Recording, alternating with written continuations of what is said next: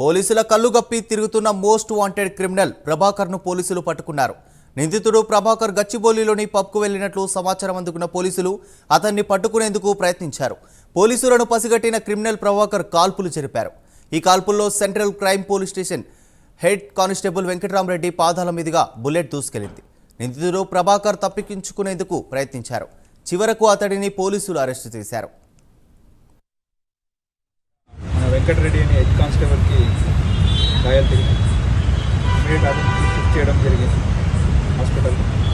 అతని లెఫ్ట్ ఫుట్కి బెల్లెట్ తగిలి ఇంజరీ అయింది. Is out of danger, taking treatment. అలాగే ఈ మృతుల ప్రభాకర్ అని అతన్ని అప్రహెండ్ చేయడం జరిగింది. అతని మీదే దాదాపు 80 నుంచి 70 వరకు కేసెస్ ఉన్నాయి. మన తెలంగాణ అండ్ ఆంధ్ర రెండు రాష్ట్రం ఇతను హెచ్బీ-9 అలాగే ఈ రాబరీ కేసెస్లో ఇన్వాల్వ్ ఉన్నారు.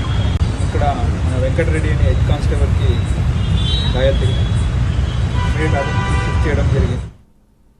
ఈ అంశంకి సంబంధించి మరిన్ని అప్డేట్స్ మా ప్రతినిధి కుమార్ అందిస్తారు. కుమార్. థ్యాంక్ యూ దేవా. నిన్న గచ్చిబౌలిలోని ఒక పబ్ దగ్గర కాల్పులు కలకలం రేపాయి. ఒక నేరస్తుడిని పట్టుకునే క్రమంలోనే ఈ కాల్పులు జరిగినట్లు ఇప్పటికే పోలీసులు కూడా నిర్ధారించడం జరిగింది. నిన్న సాయంత్రం ఏదైతే ప్రిజన్ పబ్ దగ్గర 7 గంటల 10 నిమిషాలకు ప్రభాకర్ అనే వ్యక్తి ఏదైతే పబ్లోకి అయితే ఎంట్రీకి కావడంతో కూడా అతను ఒక దొంగగా అయితే పోలీసులు ముందుగానే పసిగట్టారు. కాకపోతే ఇటు ఆ దొంగను పట్టుకునేందుకు ముందుగానే ఇటు పబ్బులకి అన్ని చోట్ల కూడా అతను ఫోటోలు పంపించి ఇతను వస్తే కనుక కంపల్సరీ ఇన్ఫర్మేషన్ ఇవ్వాలంటూ కూడా పోలీసులు సమాచారం ఇచ్చిన నేపథ్యంలోని నిన్న ఆ పబ్ బౌన్సర్లు మొదటగా అతను అయితే గుర్తించి ఏదైతే సిసిఎస్ పోలీసులకి అయితే సమాచారం ఇచ్చారు. ఈ నేపథ్యంలోనే సిసిఎస్ హెడ్ కానిస్టేబుల్ వెంకట్రామరెడ్డితో పాటు ప్రదీప్ రెడ్డి అలాగే వీరస్వామి వీళ్ళు ముగ్గురు కూడా అతన్ని పట్టుకునేందుకు అక్కడికి వెళ్ళిన సమయంలోని ఒక్కసారిగా అతను కాల్పులు జరిపాడు. ఈ నేపథ్యంలోనే వెంకట్రామరెడ్డి తొడకైతే ఒక బుల్లెట్ అయితే దిగడం జరిగింది. ఇమీడియట్గా అతన్ని దగ్గరలో ఉన్న ఆసుపత్రికి అయితే తరలించారు. అలాగే మిగతా 2 కానిస్టేబుల్తో పాటు ఇటు పబ్ బౌన్సర్లు కూడా అతన్ని వెంటనే పట్టుకోవడం జరిగింది. ముఖ్యంగా చిత్తూరు జిల్లాకు చెందిన బత్తుల ప్రభాకర్ అలియాస్ ప్రదీప్ రాహుల్ రెడ్డి అనే ఇతను పెద్ద దొంగగా అయితే తెలుస్తుంది. ముఖ్యంగా 2 తెలుగు రాష్ట్రాల్లోని సుమారు 80 పైగా కేసులు అయితే ఉన్నాయి. ఎప్పుడైతే 2020లోని వైజాగ్లో ఇతన్నైతే పోలీసులు అదుపులోకి తీసుకున్నారు. 2022న ఏదైతే అరకాపల్లి కోర్టుకు తీసుకెళ్లే సమయంలోనే జడ్జి ముందు హాజరుపరిచేందుకు కూడా అతని సంఖ్యలు తీసిన క్రమంలోనే అదే అదునుగా చూసుకొని ఏదైతే బత్తుల ప్రభాకర్ అక్కడి నుంచి అయితే పరారయ్యాడు. అప్పటి నుంచి కూడా అజ్ఞాతంలో ఉంటూ కూడా ఈ దొంగతనాలు చేస్తున్నాడు. ముఖ్యంగా ఏదైతే హైదరాబాద్ అంటే 3 కమిషనరేట్ హైదరాబాద్ అలాగే సైబరాబాద్ అలాగే రాచకొండ 3 కమిషనరేట్ పరిధిలో కూడా సుమారు 16 చోరీలకు అయితే పాల్పడ్డాడు.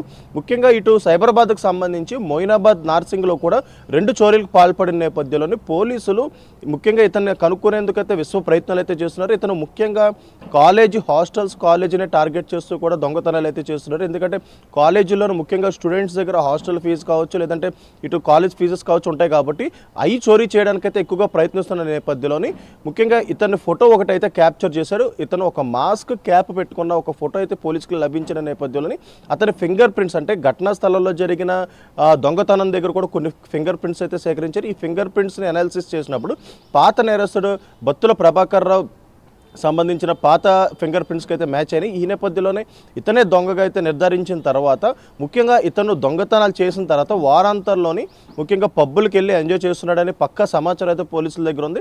ఈ నేపథ్యంలోనే పబ్బు ఓనర్స్తో పాటు పబ్బు బౌన్సర్లు కూడా అతని ఫోటోలు పంపించారు. ఇతను గనక వస్తే ఖచ్చితంగా సమాచారం ఇవ్వాలంటూ కూడా ఇటు పోలీసులు చెప్పిన నేపథ్యంలోనే నిన్న సాయంత్రం 7 గంటల 10 నిమిషాలకు ప్రిజన్ పబ్కి అయితే ఎంటర్ అయ్యాడు. ఈ నేపథ్యంలో మొదటగా బౌన్సర్లు అతను అయితే గుర్తించారు. బౌన్సర్లు కూడా సమయస్ఫూర్తిగా ముందుగా పోలీసులకైతే సమాచారం ఇచ్చిన నేపథ్యంలోని సిసిఎస్కి సంబంధించిన హెడ్ కానిస్టేబుల్ వెంకట్రామరెడ్డి అలాగే ప్రదీప్ రెడ్డి అలాగే వీరస్వామి ముగ్గురు కూడా అక్కడికి చేరుకున్నారు. మొదటగా వెంకట్రామరెడ్డి అతను పట్టుకునే ప్రయత్నం చేశాడు. కానీ వెంటనే తన దగ్గర ఉన్న పిస్టల్ తీసుకొని ఇమీడియట్గా వెంకట్రామరెడ్డిపై కాల్పులు అయితే జరిపాడు. ఈ నేపథ్యంలో వెంకట్రామరెడ్డికి తొడలో బుల్లెట్ అయితే వెళ్ళడం జరిగింది.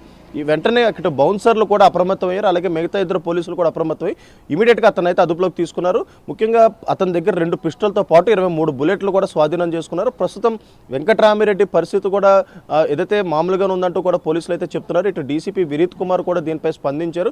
నిన్న జరిగిన ఘటన మొత్తం కూడా పూర్తిగా వివరించారు. ఎందుకంటే ముఖ్యంగా చాలా మోస్ట్ వాంటెడ్ దొంగని అయితే ప్రస్తుతం అయితే తెలుస్తుంది. ఎందుకంటే 2 తెలుగు రాష్ట్రాల్లో కూడా 80కి పైగా కేసులు ఉన్నాయి. అలాగే ఒకసారి వైజాగ్ పోలీసుల దగ్గర నుంచి కూడా తప్పించుకోవడంతో కూడా ఇటు హైదరాబాద్ పోలీసులు కూడా ఇతనిపై పూర్తిగా దృష్టి సారించారు.